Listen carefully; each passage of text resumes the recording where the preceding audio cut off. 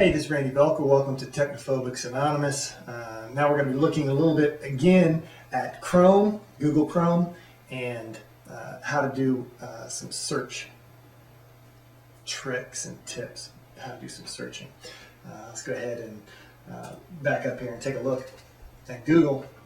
Here we're on Google Chrome, and I'm looking at a new tab. I've already showed you a little bit how to do some searching. You just put whatever name it is that you're interested in searching up in the command line. Up here in this, there's one line up here. It's used for searching. It's also used for putting in the address if you're interested in, if you know the address that you're going to be going to out on the internet. Normally those addresses start with www.google.com or wherever it is that you're interested in going. Now, let's go ahead and type in www.google.com and push it. Now, this is Google's homepage here, all right?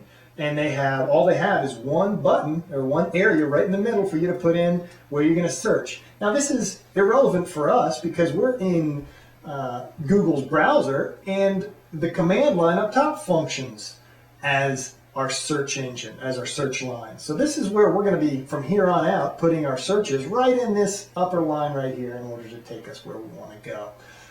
Let's say I want to go on over to Yahoo. All right, I can just type it in and hit enter.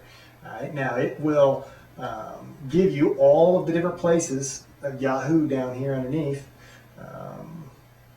And actually, if you look at the results that it gave back, here I'll highlight it for you. All right, these are the first 10 results 1 through 10, out of, notice how many pages there are that have Yahoo in their page. Let's see, 230 million, so it's 2,230 million pages that have the word Yahoo in it, and it gives you the one that is most relevant. Right? It's gone out there and searched through all those different pages, and it's going to take you to this one right here, which is the one that you want. You know, you're going to go to Yahoo and click there, and you'll be over at Yahoo. Anytime you click on the button, it'll take you to that page. And now in Yahoo, there's a bunch of different places that you can go from there. Anytime you take your pointer and it changes to a finger, you can click on that, and it will allow you to, it'll take you to that new page or that new section, right, as it goes right on down. It can also, you can, if your finger, if you have a little hand there, if I clicked on this button right here, it would play the video. All right, let's go ahead and do that and see the little video that pops up. And it'll pop right up here, and 1 year and 40 seconds.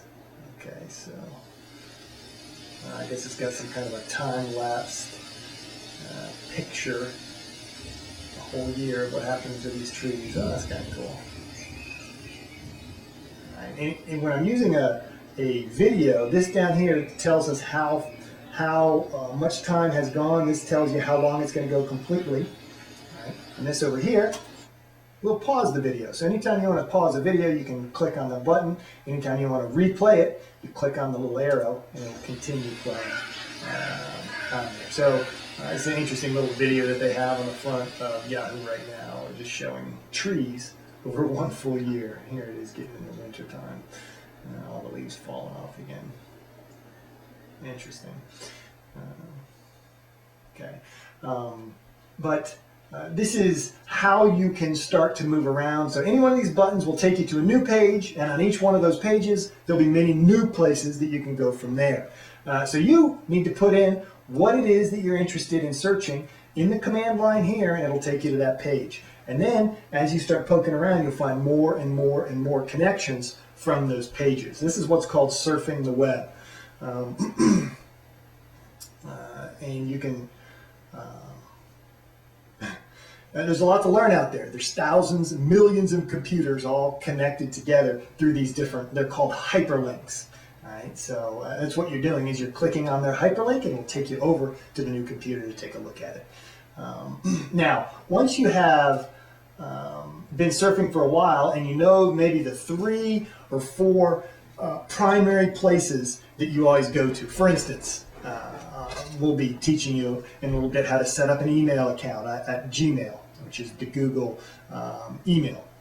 That might be a place that you go to every day to look for messages from you to you.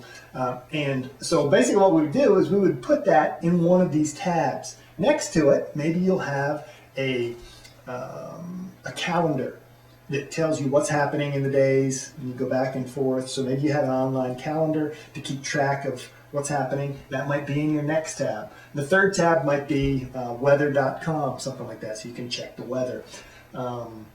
And so then what you can do is here in Google, you can hop on over and go down to the different options. You can see what I clicked on. And I'll do it again so you can see. Come over here and go down to options, and you'll go to the basics. So on startup, you want to open the home page, or you want to restore the pages that were open last, or you want to open the following pages. Okay.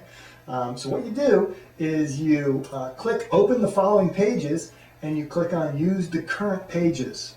Right? So what's going to happen is the next time you come back to Google Chrome, those pages that you've set up in there, those 3 primary tabs already set up, will automatically load up, and so when you won't have to spend your time going to load them up to check them out. They'll be automatically set up for you. So this is one of the ways to make your computer time and surfing move a little bit faster. All right, I hope you've enjoyed this little short introduction to surfing. We'll see you next time.